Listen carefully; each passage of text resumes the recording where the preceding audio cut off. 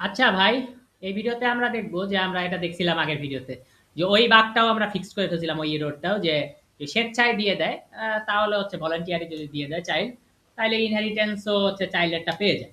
ঠিক আছে, এখন আমরা ইনহেরিটেন্সের কাজই করব কিন্তু ইনিটিনেট ইউজ করি। তাইলে আমরা এক কাজ করি, আমরা একটা ক্লাস নেই।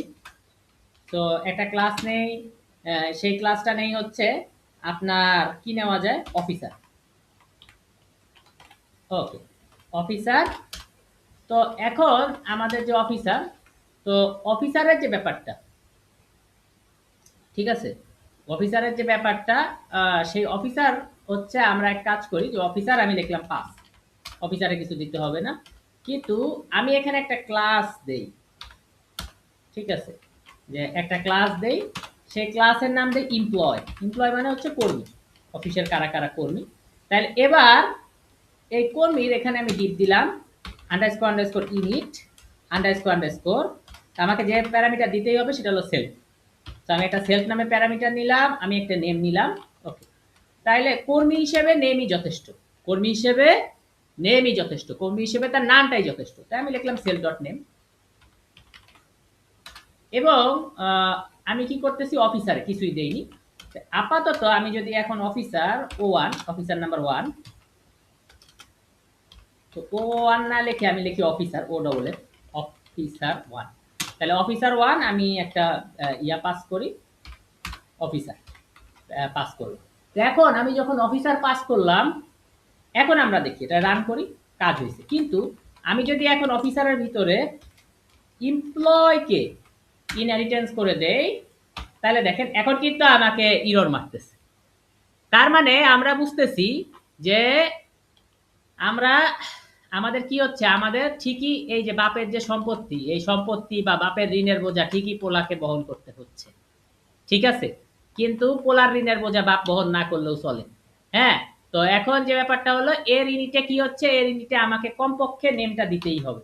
অথচ এখানে আমি কোনো কিছুই পাস করি, অথচ আমাকে এখন এখানে নেম দিতে হবে। আচ্ছা, তাহলে এই অফিসারের নেম দেই, অফিসারের নেম দিচ্ছি,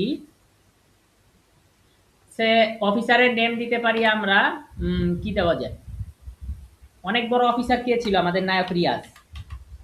উনি জানি যে আমাদের পাইলট ছিল, বিমান বাহিনীর অফিসার। তাহলে নায়ক রিয়াজ দিলাম।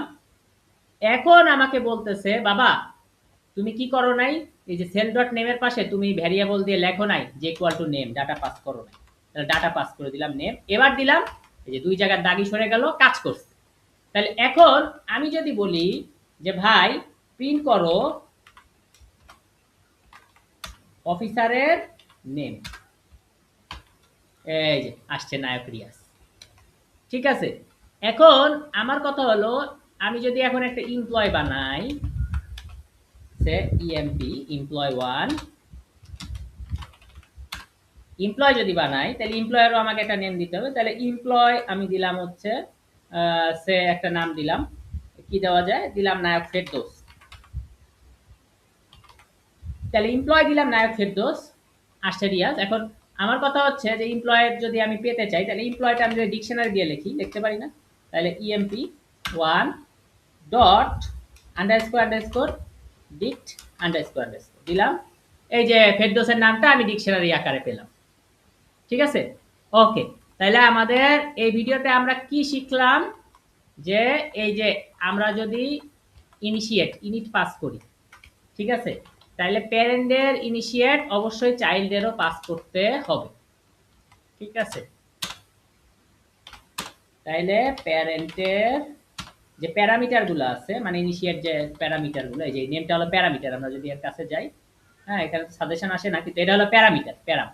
তাইলে প্যারেন্টের প্যারামিটার মাস্ট কি করতে হবে, চাইল্ডকে বহন করতে হবে, must be carried by child.